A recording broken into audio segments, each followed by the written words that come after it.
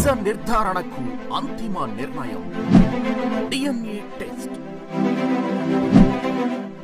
ఉన్నది ఉన్నట్లుగా వాస్తవాలను శోధించి వివరించే మన DNA టీవీ, మన రాష్ట్రం, మన ఛానల్. నవంబర్ 30వ తారీఖు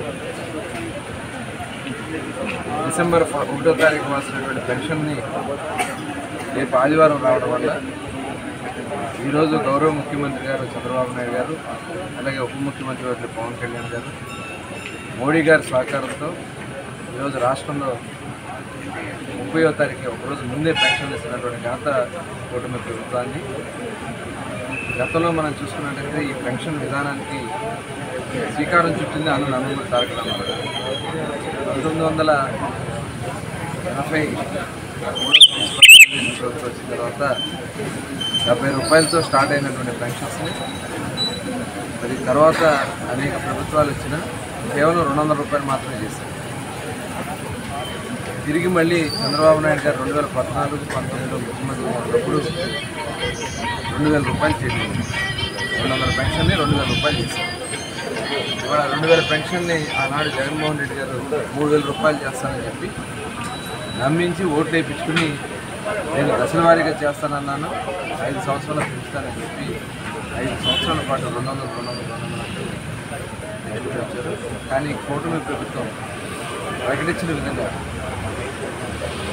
ప్రభుత్వం వచ్చిన వెంటనే ఏప్రిల్, మే, జూన్ కూడా కలిపి జూన్లో జూలై 1వ తారీఖున 7000 రూపాయలు పెన్షన్ పెన్షన్ కూడా కలిపి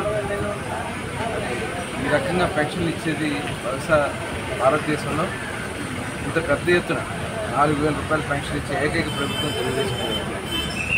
మిగతా రాష్ట్రాలు అన్నీ కూడా 100లోనే ఉన్నాయి. హర్యానాలో మాత్రం 2000 రూపాయలు ఇస్తున్నారు, కానీ అది కూడా తక్కువ నెంబర్కి ఇస్తున్నారు. ఇవాళ 65 లక్షల మందికి పెన్షన్ ఇస్తున్నటువంటి ప్రభుత్వం తెలుగుదేశం, జనసేన, భారతీయ జనతా పార్టీ ప్రభుత్వం. 65 లక్షల మందికి 1వ తారీఖే పెన్షన్ తీసుకొచ్చారు. వికలాంగులు, వితంతువులకి, ఇవాళ వృద్ధులకి, వితంతువులకి 4000 రూపాయల పెన్షన్, వికలాంగులకి 6000 రూపాయల పెన్షన్, అలాగే వివిధ వ్యాధులతో ఇబ్బంది పడే వాళ్ళకి కూడా పెన్షన్ ఇస్తూ 10,000 రూపాయల వరకు. ఇవాళ 100% డిజేబుల్ ఉంటే వాళ్ళకి 15,000 రూపాయలు ఇస్తున్నటువంటి ఏకైక ప్రభుత్వం కూడా తెలుగుదేశం. ఇవాళ ఎన్ని ఇబ్బందులు ఉన్నా, ఎన్ని కష్టాలు ఉన్నా గౌరవ ముఖ్యమంత్రి చంద్రబాబు నాయుడు గారు ఎక్కడ క్రమం తప్పకుండా ఇవాళ అందిస్తున్నటువంటి ప్రభుత్వం ఇవాళ కూటమి ప్రభుత్వం. ప్రజలు కూడా సహకరించాలా, ఎందుకంటే ఈ పెన్షన్ దాదాపు 33,100 రూపాయలు ప్రతి సంవత్సరం ఖర్చు అవుతుంది.